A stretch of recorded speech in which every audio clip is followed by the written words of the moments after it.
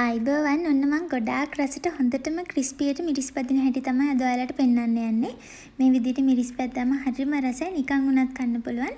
ඒ වගේම හරිම ක්‍රිස්පි, ගොඩක් රසයි. අපි බලමු කොහොමද මේක කරගන්නේ කියලා.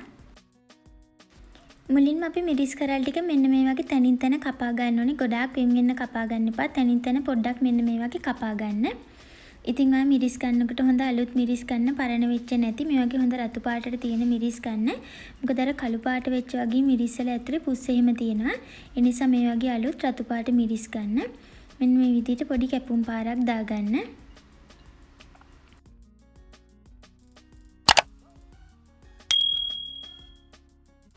දැන් මම මේ මිරිස් ටික 4 පාරක් වගේ වතුරෙන් සෝද ගන්නවා. මොකද මේවා දූවිලි තියෙනවා. ඒ නිසා මම මෙන්න මේ විදිහ වතුර දාලා ගොඩාක් වෙලා වතුර තියන්නේ නැතුව මෙන්න මේ වගේ අතින් චුට්ටක් කලවම් කරන ගමන් 4 පාරක් වගේ සෝදලා අරගත්තා. ඔන්න මම මුලින්ම දාගන්නවා ලුණු කුඩු තේ හැඳි එකක්. ඊළඟට අපිට ඕන වෙනවා පොල් වතුර. මෙතන පොල් වතුර කෝප්ප 3 කාලක් වගේ තියෙනවා. ඒ කියන්නේ සාමාන්‍යයෙන් අඬු කෝප්පෙට චුට්ටක් අඩුවෙන් වගේ. ඔන්න මම ඒකත් දාලා දැන් හොඳට මේ වගේ කලවම් කරගන්නවා. මිරිස් කරල් ටික පොල් වතුර එකේ පෙඟෙන්න. හොඳින් කලවම් කරගෙන ඉවර වෙලා විඩින් ඉඩේ සැරින් සැරේ මේක කලවම් කරන ගමන් විනාඩි 30ක් වගේ තියලා තියන්න ඕනේ. මේ විනාඩි 30 ඇතුළත විඩින් ඉඩ කලවම් කරන්න.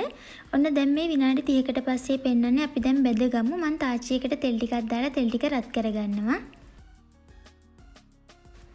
තෙල් ටික රත් වුණාට පස්සේ වතුර ගතිය බේරලා අරගෙන මිරිස් ටික දාගන්න. මෙතන තෙල් වැඩිපුර මම දාගත්ත නිසා මට මිරිස් ටික ඔක්කොම එක සැරේ දාන්න පුළුවන්. ඔය තෙල් චුට්ටක් දානවා නම් මිරිස් ඔක්කොම එක සැරේ දාන්න එපා.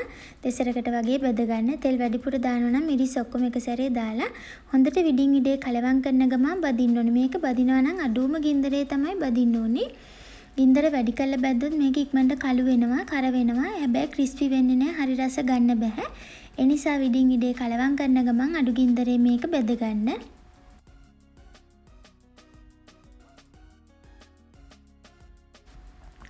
ඔන්න දැන් මිරිස් ටික හොඳට බැදලා තින්නේ. මෙන්න මේ වගේ හොඳට පාට වෙන්න බැදෙන්න ඕනේ.